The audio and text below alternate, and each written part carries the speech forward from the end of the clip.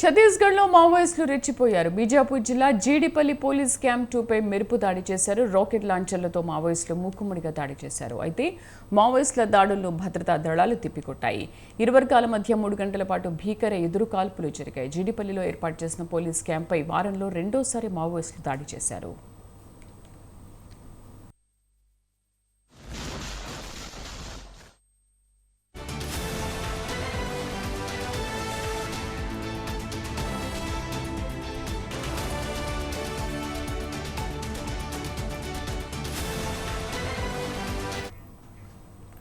ఛత్తీస్గఢ్లో మావోయిస్టులు రెచ్చిపోయారు. బీజాపూర్ జిల్లా జీడిపల్లి పోలీస్ క్యాంప్ 2 పై మెరుపు దాడి చేశారు. రాకెట్ లాంచర్లతో మావోయిస్టులు మూకుమ్మడిగా దాడి చేశారు. అయితే మావోయిస్టుల దాడులను భద్రతా దళాలు తిప్పికొట్టాయి. ఇరు వర్గాల మధ్య 3 గంటల పాటు భీకర ఎదురు కాల్పులు జరిగాయి. మా కరెస్పాండెంట్ సుధాకర్ పూర్తి సమాచారం అందిస్తారు. సుధాకర్,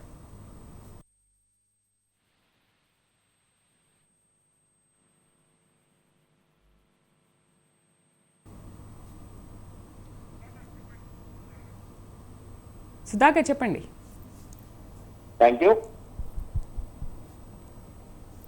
ఛత్తీస్గఢ్ లోని మళ్ళీ ఈ రోజు ఉదయం ఎదురు కాల్పులు జరిగాయి. ఛత్తీస్గఢ్ సంబంధించిన కార్కెట్ అటవీ ప్రాంతంలో పోలీసులకును మావోయిస్టుల మధ్య ఎదురు కాల్పులు జరుగుతున్నాయి.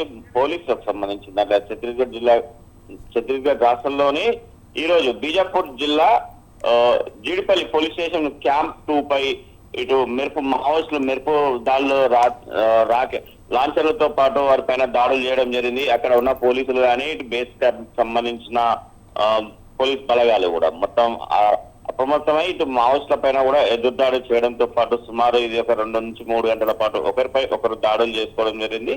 ఈ యొక్క దాడుల్లో బికార దాడులు ఎదురు కాల్పులు జరపడంతో జీడిపల్లికి సంబంధించిన ఏర్పాటు చేసిన పోలీస్ క్యాంప్ లో వారం రోజులు గత కొద్ది రోజులను చూస్తే ఇది రెండవసారి కూడా ఈ యొక్క పోలీస్ క్యాంప్ పై మావోయిస్టులు దాడి చేయడంతో పాటు ఇక్కడ ఎలాంటి ప్రాణ నష్టం కానీ ఇప్పటి వరకు ఎలాంటి ఏం లేదని చెప్పేసి స్థానికులు చెప్పడం జరుగుతుంది. ఇదే కాకుండా చూస్తే ఈ యొక్క మావోయిస్టులు నిన్న కూడా అక్కడ నారాయణపూర్ కాంకేర్ జిల్లాలో కొయ్యాలిపేట ప్రాంతానికి సంబంధించిన మావోయిస్టులపై ఇటు పోలీసులు దాడులు చేయడంతో పాటు పోలీసు బలగాలకు సంబంధించి 2 గాయాలు కావడం జరిగింది. అదే కాకుండా చూస్తే ఇటు 4 మావోయిస్టులు కూడా మృతి చెందడం జరిగింది. ఈ యొక్క ఘటనకు ప్రతీకార చర్యనే ఈ రోజు ఉదయం తెల్లవారుజామున ఇటు మావోయిస్టులు రెచ్చిపోయి ఛత్తీస్గఢ్ సంబంధించిన బీజాపూర్ లోని పోలీస్ క్యాంపులపై దాడులు చేశారని చెప్పి చెప్పడం జరుగుతుంది. గత కొద్ది రోజులను చూస్తే ఇటు మావోయిస్టుల పైన పోలీసులు పైచేయి సాధించడం చూస్తున్నారు. ఎందుకంటే కేంద్ర ప్రభుత్వాలు కూడా కొద్ది రోజులలో 2025 వరకు కూడా మొత్తం యొక్క మావోయిస్టులు అనేది మొత్తం అంతరించిపోవాలని చెప్పి చెప్పడం జరుగుతుంది. దీనికి